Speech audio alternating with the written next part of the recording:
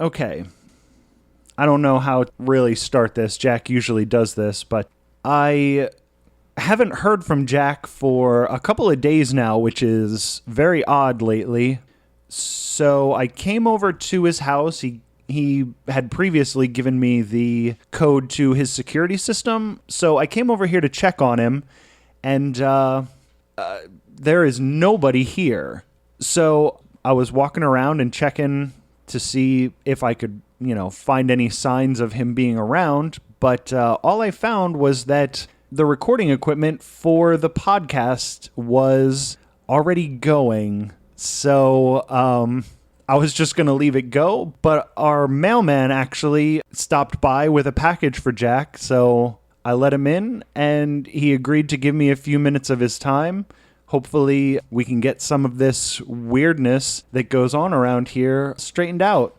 I feel weird without any intro music. I wish I had some intro music for you, but this is Dale Ziegenfuss, our mailman. Howdy doody, pleasure to meet you. I mean, we've met before, but it's nice to be able to actually sit down and talk to you. I know you know a lot about what's going on around here, so let's do a podcast. What do you think? I think it's really curious. I've never really done anything quite like this before, but I'm excited. Yeah, it looks pretty cool.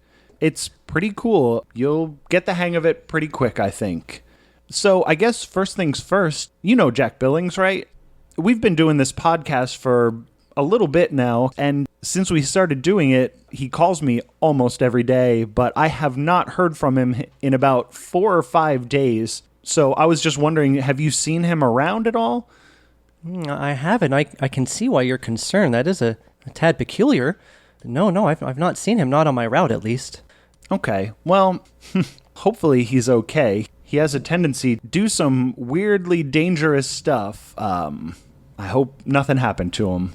I can tell you he does seem like a resourceful fellow, so I'm sure whatever's going on, he's taking care of himself. Yeah, I think that's true. I just wish he would return my phone calls at least so I know he's okay.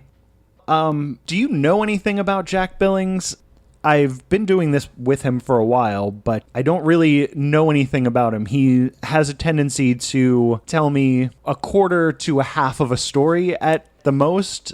So if you could give me any insight on Jack Billings the man, I would appreciate that. Yeah, I have to say, I know a lot about him, but he's still an enigma. First of all, he's got to be the only person in this entire neighborhood that still gets magazines, plural. Some people might get a Better Homes and Gardens or something like that, but he's got about 10 or 12. He's got the National Geographic, Popular Mechanics, Better Homes and Gardens, Forbes, GQ, and all that stuff. That makes sense. Even the Sports Illustrated, the Martha Stewart, even the Thrasher I can see, but highlights? I don't think he has any kids. And Gothic Beauty? What's that all about? And what about Catster? He doesn't even have cats. No, he doesn't. He doesn't like to keep animals around. He said he doesn't like the hair. It makes his house dirty. I can appreciate that. I know that he's married, though I've never seen his wife, but she gets a lot of mail. She actually gets some packages from the Philippines pretty frequently. I'm not really sure what that's about, but, in my line of work, it's better not to ask questions. I find it's usually best to keep to myself unless I see something dangerous happening. It would be an awful shame if any inappropriate behavior on my part were to lead to my untimely termination. Not because I can't find employment elsewhere. That's not it. It's just I don't want to tarnish my reputation. That's understandable. I kind of wish Jack would get that mindset a little bit. He likes to butt in on things that are happening. The really weird thing is Jack is always trying to get me to hang out with him while I'm working. I guess he thinks because I'm a government employee that I work for him, quote unquote. Yeah. I've tried to explain that it doesn't work that way, but I don't think he can hear me. Oh, he can hear you. He just chooses to ignore you. Okay. Be that as it may, it's really annoying. Yeah. He's always trying to get me to drink on the job or reveal secrets about our neighbors. A couple of times, he asked me to call in sick to take a road trip to Toledo to tour the BP oil refinery. Oof. Yeah, really weird. While you were working? Mm-hmm. There was this one time, at the end of my shift, he managed to convince me to sit in that old car of his for half an hour to listen to ghosts. Oh, no. I didn't hear any ghosts. No, that's because you weren't moving. He likes to talk about haunted car, even though it was just the back window of his car not being closed all the way. I don't know why he thinks this is so interesting, especially with all the weird shit that happens in this house and across the street and pretty much throughout this entire neighborhood. But for some reason, he thinks this haunted car is the most interesting thing in the world. We won't get into it. There's a lot of weird stuff that goes on in this neighborhood. He seems to be oblivious to it. He concentrates on these mundane things that happen, and I don't know. He's a mystery of a person. I mean, there was this one time where Jack actually got into my mail truck while it was still moving. I was just trying to deliver a package, and he just hopped right in. He even insisted on driving the rest of the route. I mean, of course, I told him that's against company policy, but when I objected, I swear it sounded like he hissed at me. Oh, no. Well, anyway, after the route was done, he drove me out to get Cinnabons. I mean, it sounded kind of cool, but he had a stack of birthday-themed $1 off Cinnabon coupons in his wallet. You know, like the kind you get in a goodie bag at a 5-year-old's birthday party. Mm-hmm. I don't know how you get a whole stack, but that was kind of weird. But I'll tell you what, those bonds are delicious. Yeah, they are. He doesn't mind driving to get them either. Although, he was driving the mail truck? No, he just wanted to. I explained very clearly that was against company policy. Okay. And I value my job as a postal worker. Yes, I know you do. So yeah. He took you out to get Cinnabon then? Gotta love those bonds. Mm-hmm. I can appreciate that. You know, there was another time that Jack agreed to meet me at Super Beer Funtown, you know, just to get a drink. He kept bugging me to call in sick, and, you know, like I said, being a postal worker is very important. I take my job very seriously. Mm-hmm.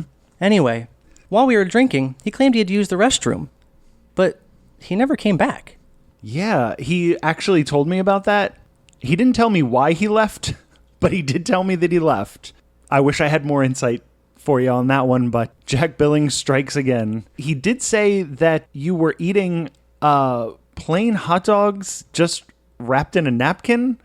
What's wrong with that? I guess nothing. It just seems a little bit strange. Like, Michael, different strokes for different folks. that's, you know what? You're right.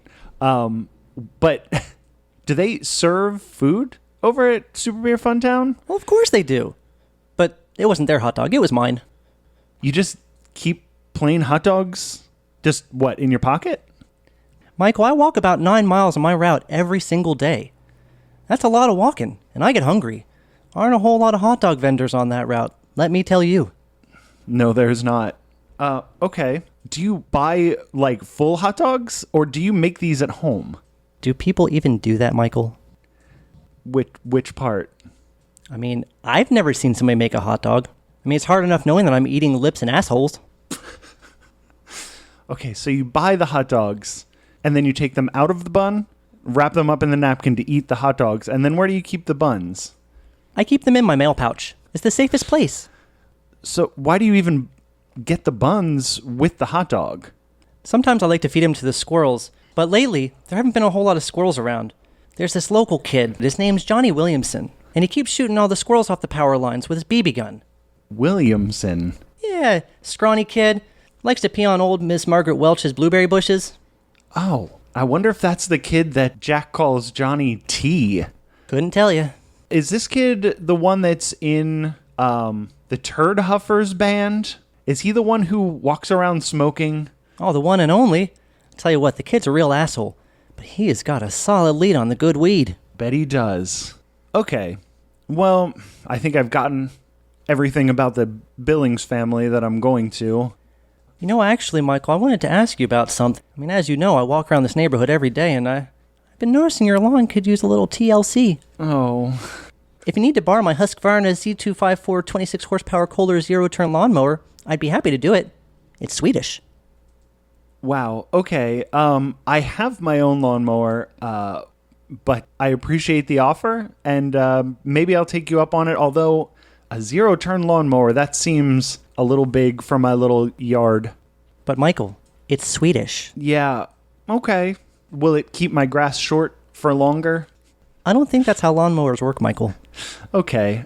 How are things going over at the General Tool Company? Oh, we don't need to talk about that. It's, in theory, it sounds interesting. I know that we advertise that, aerospace and all this stuff, but really all we do is we make composite parts for the airplanes and the space shuttles. It's not nearly as interesting. We never see any, space shuttle launches or, we don't even get to see the aircraft that they use the parts on. So we make parts for airplanes and space shuttles, which sounds cool, but it's actually a pretty dull job. So that's all I have to say about work. Also, when I'm not at work, I don't like to talk about work. Well, in my experience, as with all things, it's all how you make it. Okay. So, I just want to ask you a couple more questions before we're done here. I know you're working, so... Sure, I don't want to incriminate anybody, but I'm an open book.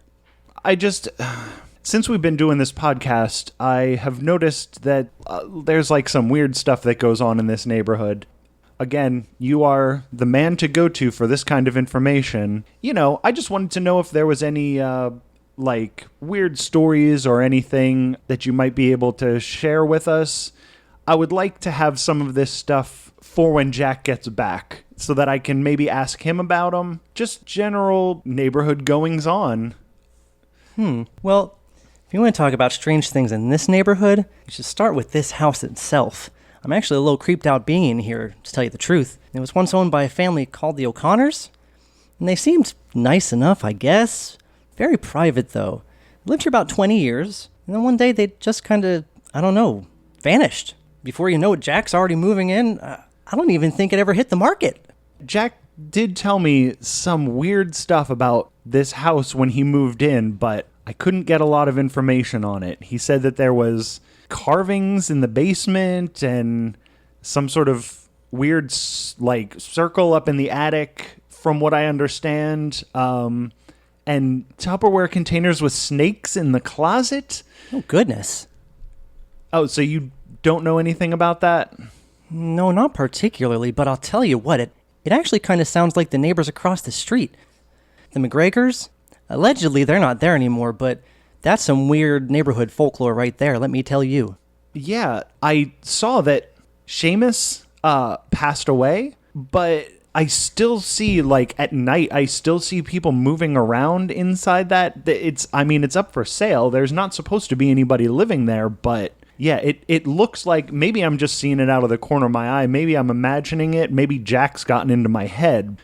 No, I don't think so. There's a lot of weird stuff surrounding that property. And to say that Seamus McGregor just passed is kind of an understatement. Rest in peace, but that guy was found burnt to a crisp under the Benson Street Bridge on the landlocked side. Oh, yeah, I don't know anything about it. What happened? I don't know. I think the authorities are still trying to work that out. But nevertheless, the mail still goes to the McGregor house. And somebody's collecting it, and it sure isn't me. Most of the letters and packages don't even have a return address, but they're postmarked from Casadega, Florida. You know the story about Seamus' wife Audrey, right? No, I don't. If you think it was strange that he was burned to a crisp, at least he was burned outside. Poor Audrey. She used to make pies every Sunday, both savory and sweet. One day, while she was doing this, supposedly she passed out and fell right into the oven while it was on. Oh. Burned to death. Huh. Yikes. Yep, they both went out by fire. I never really thought about that before. Anyway, the old hard-of-hearing bastard was upstairs and oblivious to the whole thing. At least until the fire truck showed up. After all was said and done, and they broke the news to this guy about his wife, he asked if they were able to save any of the pies. Holy shit. I don't feel so bad about them finding him anymore. Yeah, there's all kinds of weird stuff surrounding that house. I've seen lots of strange things delivering mail for the past several years. Any one of them by itself isn't really anything to speak of. Sometimes you see, like you said, strange carvings or, animal parts or screams coming from the basement. The thing about the McGregor house is it was all of those things. Every day. I don't know. I don't want any part of that. Wow. Okay. This is a lot of information to process. I was not expecting to get all of this out of you today. As a postal worker, we're encouraged to mind our own business. I would imagine people get some pretty strange packages delivered. It's the ones that move that really get me. Are there a lot of those? Define a lot. More than one. A week? I was thinking ever, but... Oh, goodness. Oh, I think I may have said too much. Maybe we should talk about something else. All right, Dale. I have one sort of last question for you. I'm trying to get to the bottom of this situation. A couple of weeks ago, we had, David, who lives next door.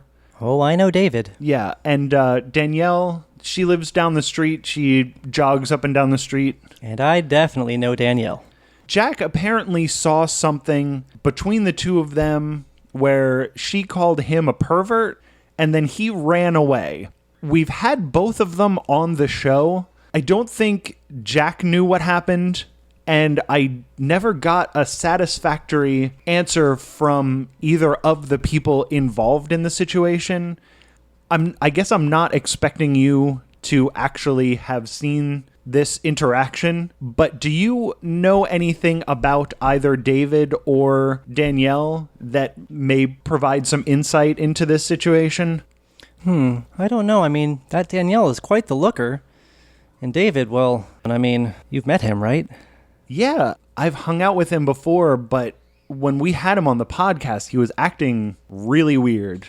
Yeah, I don't like to speak ill of anyone, but in my experience, guys like him, I'd keep him at arm's length.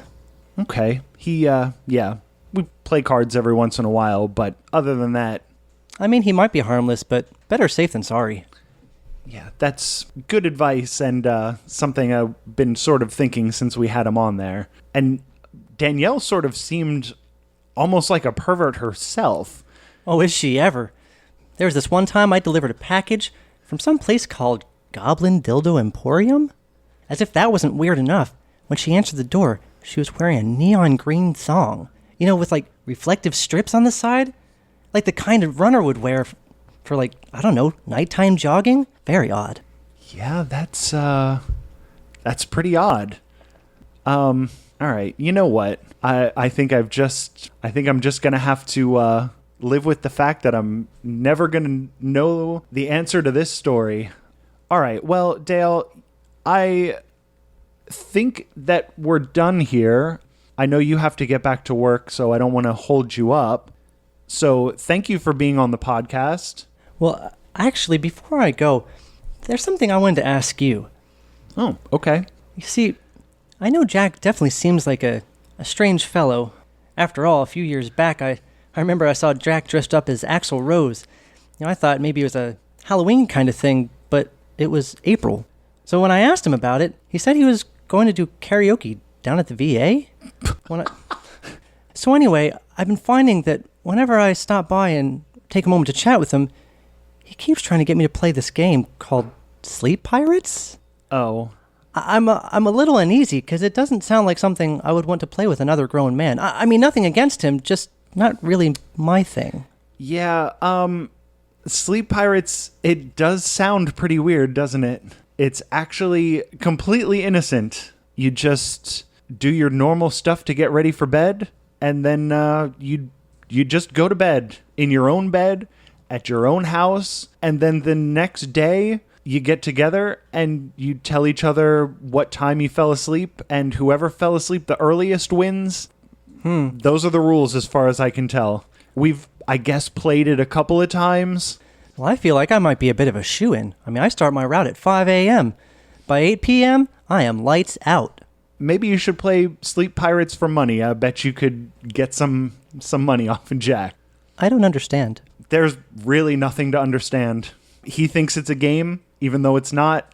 But I'll bet you if you put bets on it, he would give you money for winning.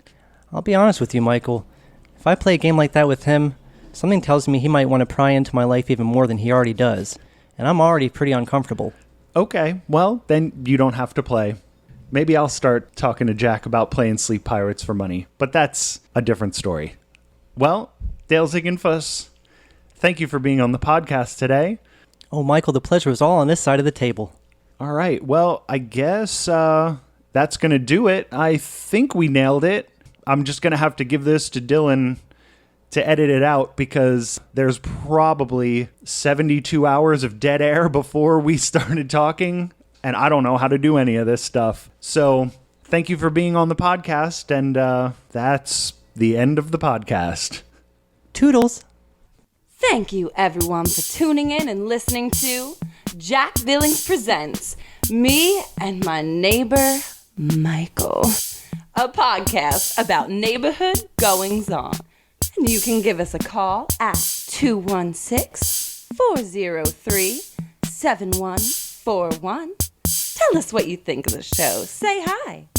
Or, if you're not the talking on the phone type, shoot us an email at jackbillingsofficial@gmail.com. Hope to hear from you, sweetie. Do you have anything to plug? Twitters?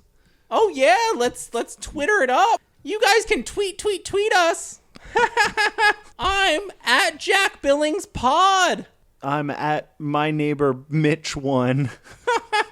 Yeah.